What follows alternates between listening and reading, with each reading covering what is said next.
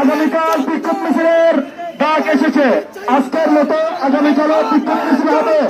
এর পরের দিন ঈদের মধ্যে মহান্যাস হবে। এটা হচ্ছে ছাত্রদেরকে জানিয়ে দেওয়া হচ্ছে, কারণ স্বৈরাচার সরকার নেট বন্ধ করে দিয়েছে। আমরা দেশের ঘরে ঘরে জানতে পারছি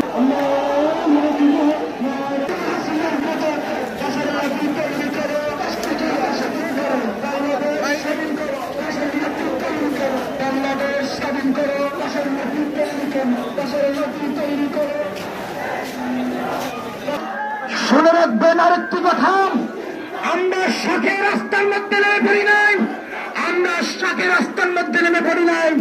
আমাদের ভাইয়ের বুকে কেন আগুন চালানো হচ্ছে, কেন আগুন চালানো হচ্ছে? প্রিয় মুসলিম ভাই বোনেরা, আমাদের নিরস্ত্র শিক্ষার্থীদের বুকে গুলি চালিয়ে তাদের উপর অত্যাচারের স্টিম রোলার চালিয়ে কিভাবে বলতে পারেন এ দেশ মুক্তিযুদ্ধ করে স্বাধীন করা হয়েছিল? প্রিয় মুসলিম ভাইরা, যে দেশে আমার বাক শক্তিটুকু মুক্ত না, এটাই কি আমার স্বাধীন মাতৃভূমি সারা বাংলাদেশ?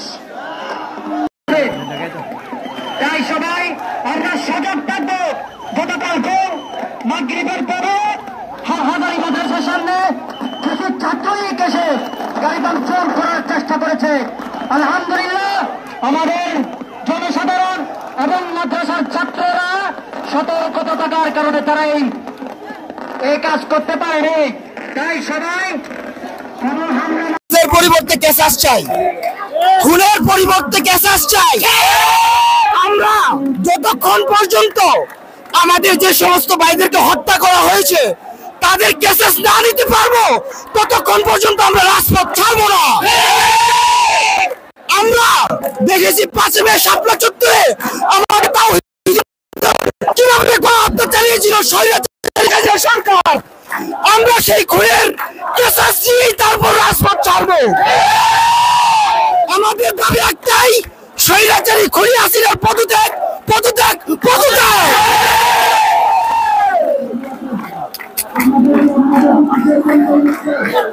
আমাদের কথার মধ্যে আরেকটা কথা আছে, আমাদের যে সমস্ত কলেজ ভার্সিটি যে সমস্ত ছাত্র ভাইরা স্বাধীন করার জন্য, বাংলাদেশের যে সমস্ত সাথী ভাইরা নতুন বাংলাদেশ গড়ার জন্য আপনার রক্ত দিয়েছে, এবং যে সমস্ত মানে ছাত্র ভাইরা বিনা দোষে কি হয়েছে কারাগারে ঢুকেছে, আমরা নিঃশর্তে তাদের মুক্তি চাই।